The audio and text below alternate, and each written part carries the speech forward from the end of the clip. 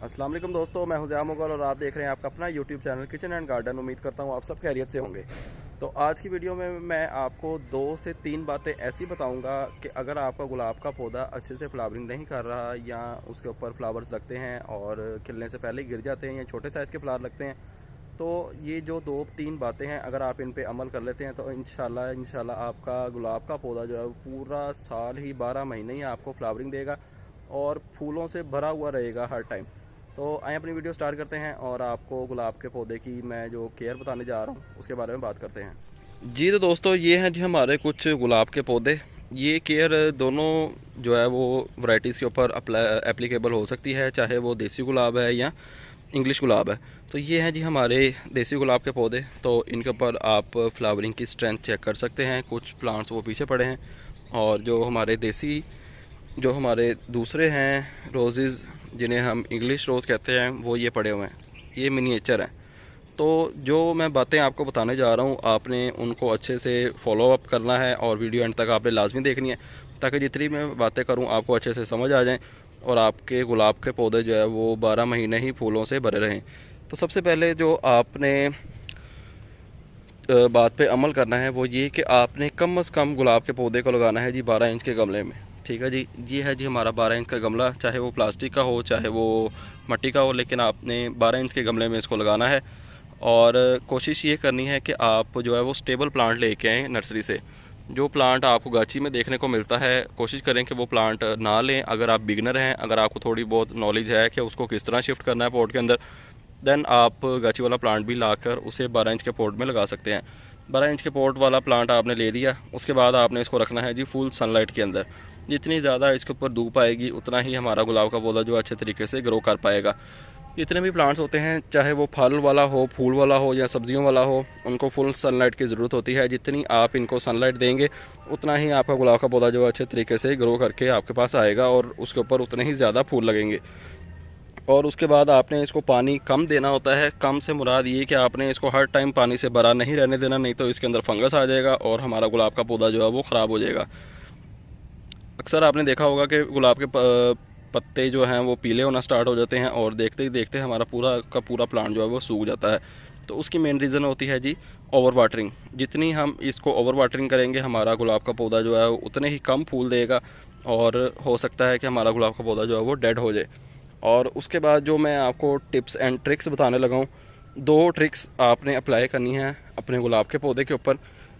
ये ट्रिक मैं आपको गुलाब के पौधे के ऊपर अप्लाई करके बता रहा हूँ, लेकिन अगर आपके घर में और भी फ्लावरिंग प्लांट्स हैं तो आप उनके ऊपर भी ये ट्रिक जो है वो अप्लाई कर सकते हैं। सबसे पहली ट्रिक ये कि आपने एक सीज़र या कटर पकड़ लेना है। ठीक है जी, तो ये आप देखें जी, ये जो पुराना फ्लावर था वो खिल गया और उसके बाद ये इसकी खाली डंडी रह गई है।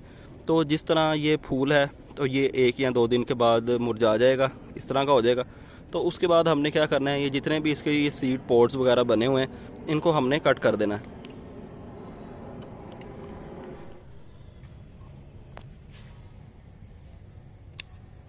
तो कोशिश करें कि जैसे जैसे ये फ्लावर्स आपके खिल के जो हैं वो मुरझाना स्टार्ट हो जाएं तो उनके ऊपर वाला ये जो खाली ये बचता है सीड पॉट, इसको आपने लाजमी कट कर देना है। इसको कट करने की मेन रीज़न क्या है और इसका बेनिफिट क्या होगा इसके बारे में मैं आपको बताता हूँ। पहले मैं आपको ये कटिंग करके दिखा दूँ कि इस तरह से आपने जो है वो अपने प्लांट की प्रूनिंग करनी है। प्रूनिंग 2 तरह से आपने करनी है अपने प्लांट की, उसके बारे में भी गाइड करते हैं। तो जो आपने ये देखें जी, अब ये हमने यहाँ से इसको कट लगाया, ठीक है जी, और फ्यूचर में यहाँ से इसकी जो है ना वो 2 ब्रांचेस निकलेंगी, एक यहाँ से निकलेगी और एक यहाँ से निकलेगी। और देखने में हमारा प्लांट जो बुशी हो जाएगा, ज़्यादा झाड़ीदार हो जाएगा।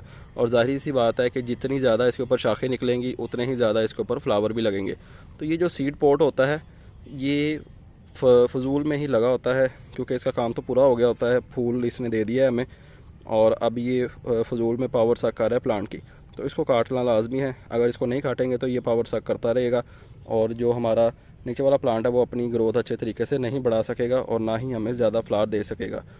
तो कोशिश करें कि जैसे ही फूल खिल जाए एक दिन आप उसकी फ्रेगरेंस ले लें, ठीक है जी। उसके अगले दिन जैसे ही वो इस तरह का होने लग जाए तो आप जो है उसको कट कर दें, जिससे कि आपका प्लांट जो है वो ज़्यादा झाड़ीदार हो जाएगा, बुशी हो जाएगा और देखने में भी खूबसूरत लगेगा और ज़्यादा फूल देगा आपको। दूसरी मैं आपको प्रूनिंग बता रहा था, एक तो ये प्रूनिंग होगी कि आपने हर दूसरे दिन अपने जो एक्स्ट्रा ब्रांच है या एक्स्ट्रा लीव है, जो पत्ता जो ख़राब हो रहा है इस तरह का, तो इसको आपने लाजमी काटना है। जो फूल खिल गया है उसको भी काटना है। और कोशिश करें कि 3 या 4 माह बाद अपने प्लांट की जो है वो हार्ड प्रूनिंग करें। हार्ड प्रूनिंग से मुराद ये कि अगर आपका प्लांट 1.5 या 2 फीट का है तो आप उसको आधे से ज़्यादा कट कर दें। मिसाल के तौर पर ये हमारे पास एक प्लांट है, तो जब हम इसकी हार्ड प्रूनिंग करेंगे तो हम इसकी ये ब्रांच यहाँ से कट कर देंगे, ठीक है जी, और ये ब्रांच यहाँ से कट कर देंगे, ये ऊपर वाला सारा प्लांट कट कर देंगे। उससे ये बेनिफिट होगा कि प्लांट जो है वो दोबारा से नया हो जाएगा, न्यू ब्रांचेस निकालेगा अपनी, और बुशी हो जाएगा, शेप भी अच्छी हो जाएगी और देखने में भी खूबसूरत लगेगा, और इसके ऊपर जो फूल लगेंगे उसकी क्वांटिटी भी बढ़ जाएगी, और जो पत्ते हैं वो भी लश ग्रीन निकलेंगे नीचे से। तो एक तो मेथड हो गया ये कि आपने अपने प्लांट की करनी है जी प्रूनिंग, ठीक है जी। दूसरा मेथड ये कि आपने जो है फुली डिकम्पोज गाय का गोबर इसके अंदर ऐड करना होता है हर 15 से 20 दिन के बाद। फुली डिकम्पोज गाय का गोबर ऐड कर लें या फुली डिकम्पोज पत्तों की खाद ऐड कर लें। तो ये देखें जी, हमारे पास पत्तों की खाद भी पड़ी हुई है जो कि हमने खुद रेडी की है, और ये फुली डिकम्पोज गाय का गोबर भी पड़ा हुआ है। तो इसके अंदर पत्तों की खाद ऐड करेंगे। ये चेक करें जी कितनी वीआईपी खाद है जी। तो ये हम लेके चलते हैं जी अपने रोज़ प्लांट के पास, और उसकी अच्छे से गोडी करके तो ये ऐड करते हैं उसके अंदर, ताकि उसकी ग्रोथ जो है वो मज़ीद अच्छी हो जाए।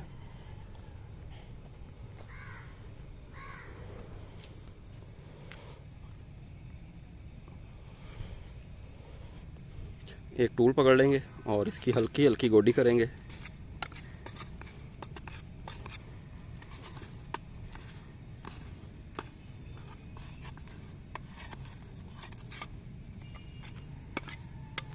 गोडी करने के बाद अपनी जो है वो कंपोस्ट पकड़ेंगे और इसके अंदर ऐड कर देंगे।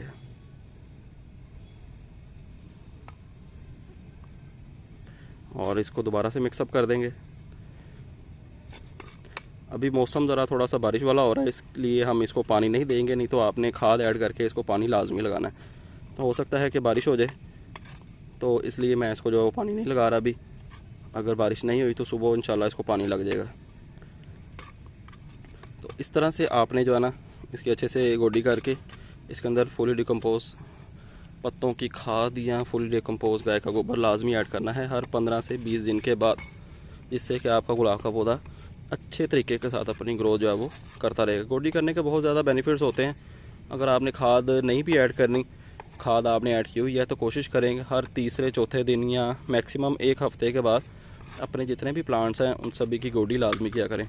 गोडी करने से एरेशन सिस्टम बना रहता है, प्लांट्स आपका जो है वो अच्छे तरीके से रूट्स डेवलप करता है। जो ओल्ड रूट्स होती हैं, पुरानी जड़ें होती हैं, वो खुद ब खुद ही कट ऑफ हो जाती हैं प्लांट से, और प्लांट अपने न्यू रूट्स निकालता है।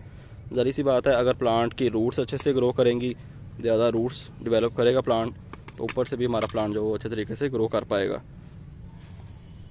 तो ये कुछ खाद है, ये हम वैसे ही ऐड कर देते हैं अपने प्लांट्स के अंदर, और बाद में इसकी गोडी कर देंगे।